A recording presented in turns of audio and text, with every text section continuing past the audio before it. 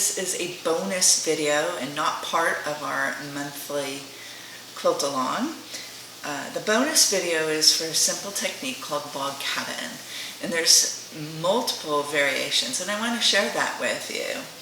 So I don't actually have an example of the traditional log cabin, but you're going to watch me sew one.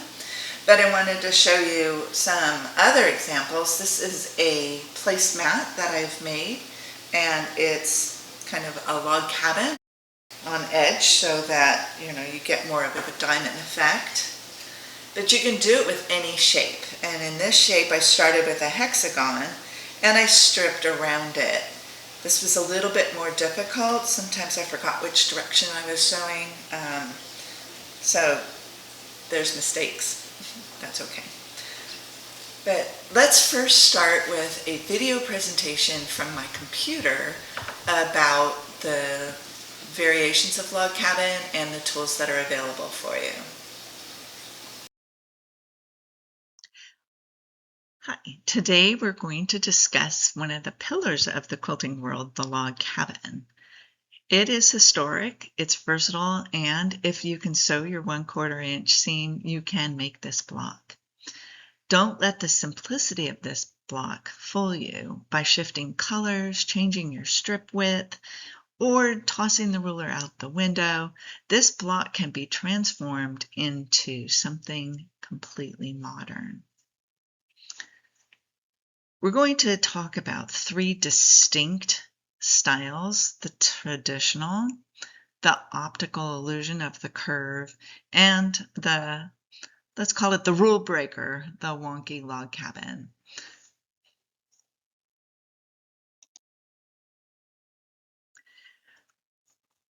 Tools are available for you. All 3 of these tools shown are from Creative Grids.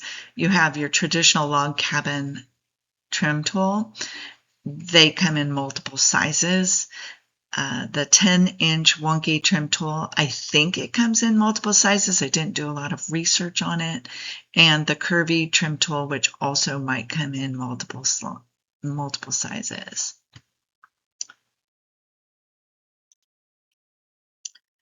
But first you need to find your inspiration.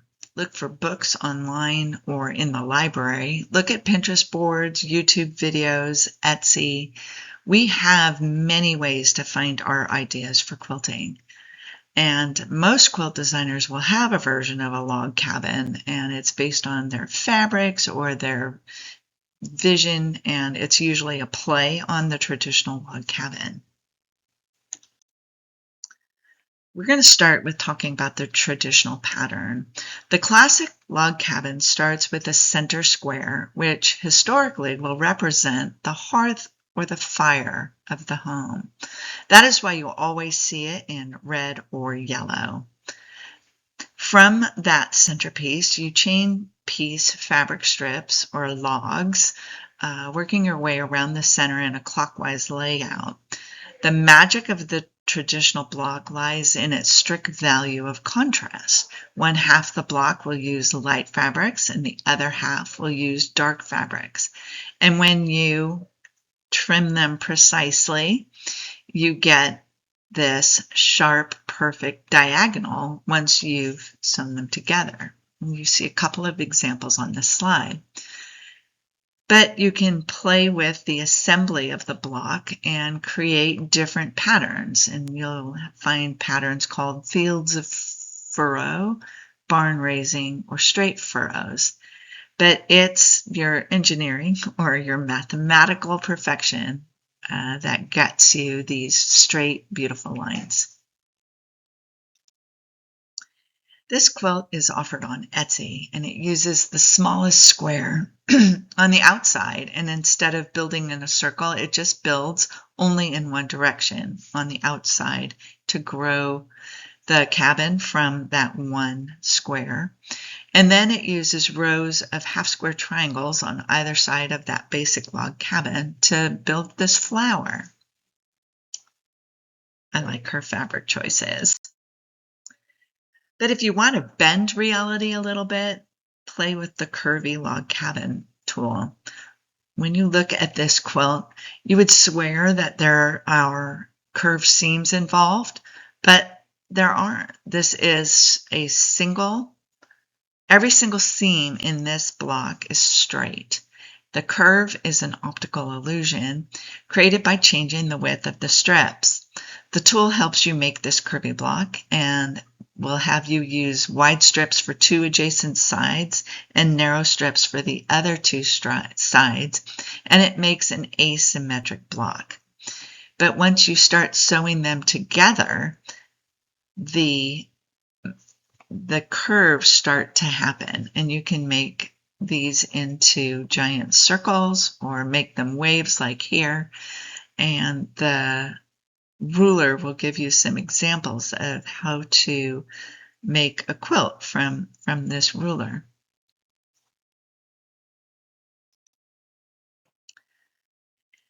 And if you want to have a more fun or a lightweight, lighthearted quilt block, you can go for this wonky block. The wonky log cabin gives you the freedom to cut however you want, or you can use the wonky log cabin ruler, and it still gives you that fun, playful dimension of not being straight or not being curved.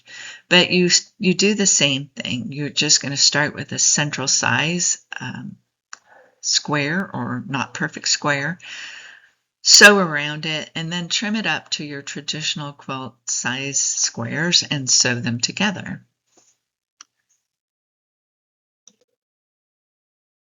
A little bit out of order on my slideshow, but here's another example of the curved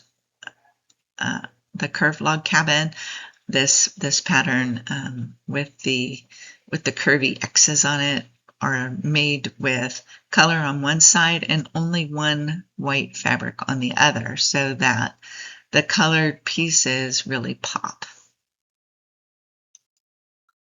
So there you have it, 3 totally different looks and all built with the same exact structural concept. You can pick your favorite. You can be a traditionalist, an illusionist, or a rule breaker. But whatever way you choose to go, it will be a fun quilt, and you can use up scraps or you can really curate the pattern. But first, let's go learn how to make a traditional log cabin square. Let's sew. All right, now that you've seen some of the tools and variations, I recommend that you go onto your browser and search for images of log cabin, because what people have done to design the various log cabin quilts are stunning, and really a fun version to do this simple and to get really exquisite quilts. So for the traditional log cabin, you start with 1.5-inch strips, and you do not need to pre-cut your strips. You can just sew around with long 1.5-inch strips, and that way you can reuse them as you do multiple blocks. But for this, I pre-cut everything so that I would have an order of sewing already established.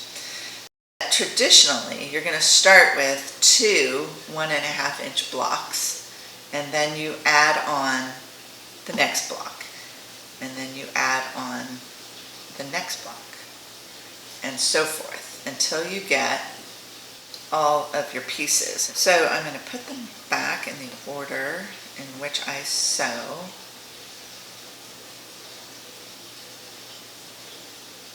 And I'm going to start with sewing these 2 together, and we have 13 pieces here, and 13 pieces makes for a lot of joins, but as you can see, the seams aren't going to overlap, so you can press to the dark side or you can press open. So just for ease of this demonstration, I'm going to go ahead and press to the dark side. We'll see how that looks at the end and decide if that was a good way to go. I think it will be. All right, let's go to the sewing machine, and I'm just going to sew this up, and I'll stop every now and then and show you my progress, and we will make this log cabin, and it won't take that long. It will be really fast. You'll enjoy this. You do need to press every time because your next seam will always have a seam within it, and you don't want any creases or folds in that join area. Okay, so I'll stop and show you that in 1 minute.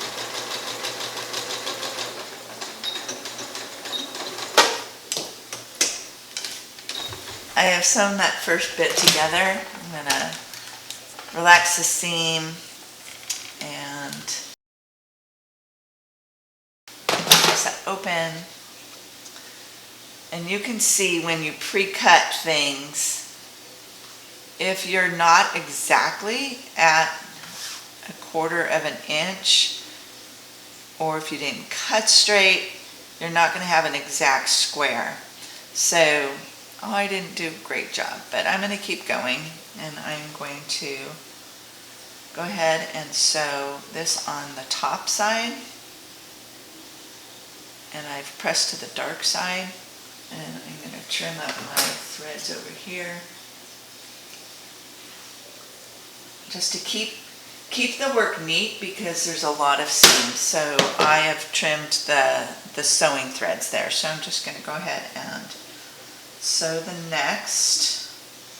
And because I did the precision cutting, I need to make sure that it is a precision match. All right, here we go.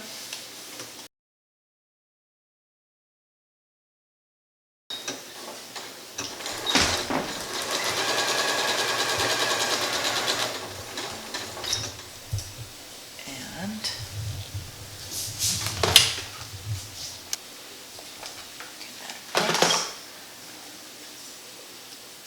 now I'm just gonna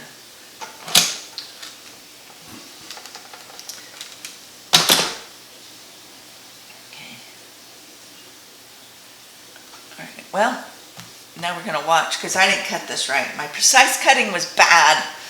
Oh well, we'll do the trim method now.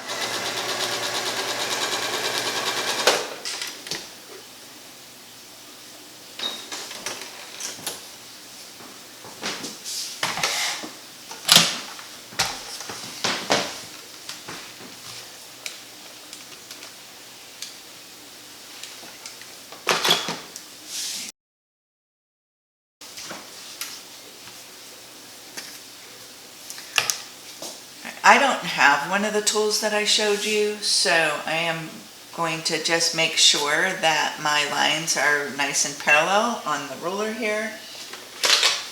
So I've got this line with that seam line right here. I've got them lined up.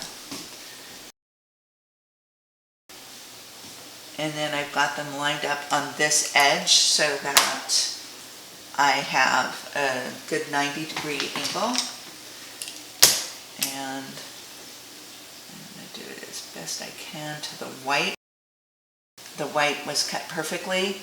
The other thing I know is that from the edge in, it should be 1 1/4 inches, and that's a 1/2 inch, that's 1, and then the purple line is 1 1/4 inches. And that is because I've only sewn one seam on the 1 1/2 inch square. So one seam was 1/4 inch. So 1 1/2 less 1/4 is 1 1/4. Now this seam I know is a good length.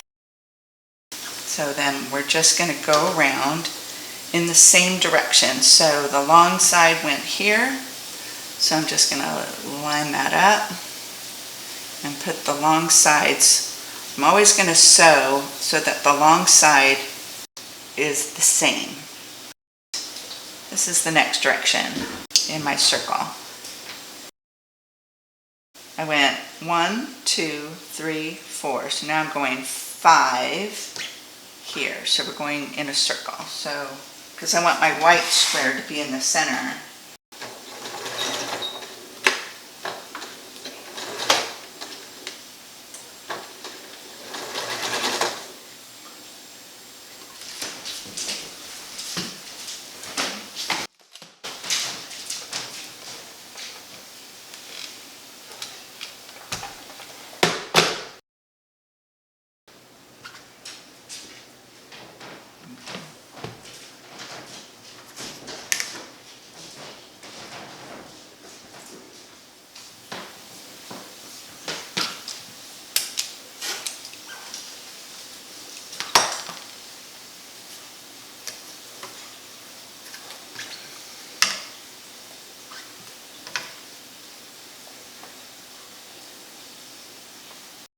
Again, I am using my center square as what I should be matched up with. And the center square should now be 1 inch square because it has a sewn around the whole thing. So that center square is 1 inch square, and I'm going to be using that to align everything else. Okay, so I'm going in a circle, so this is the next piece. And I shall use the green piece that I just cut as my edge. That is the most accurate one.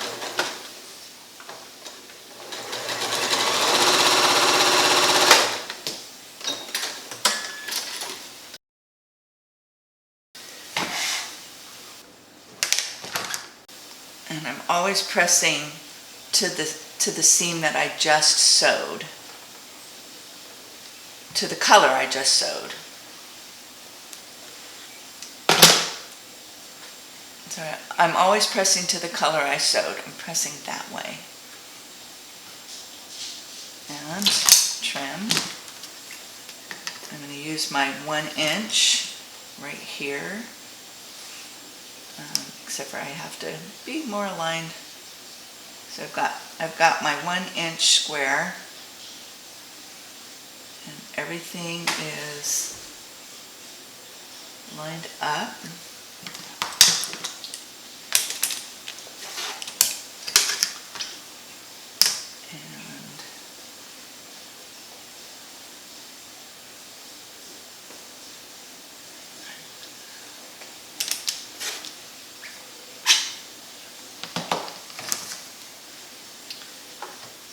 I went 1, 2, 3, 4, 5, 6, now 7.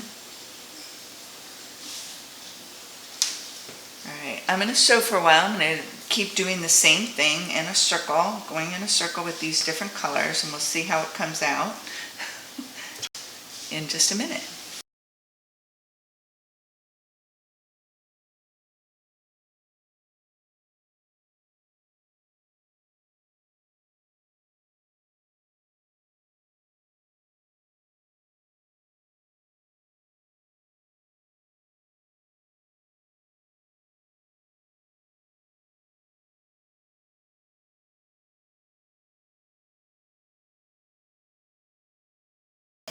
So I didn't cut enough fabric to make the 12.5 inch block, but I did want to show you that the precise cutting is not necessary, and obviously I didn't precise cut. I precisely cut my first 2 squares and my first joining square, and I got off on the precise cutting because I went and cut this as the next size rather than this size and this size needed to be the same, so I should have cut the 2 colors but in the same size. But anyway, I did a green side and kind of a purple side. Let's look at the back side, and pressing towards the seam we just sewed really worked nicely. Everything is very flat, and you can see that it doesn't finish at a normal quilt size square. You know, I sewed in a circle, but you can also see that you could sew in a different pattern.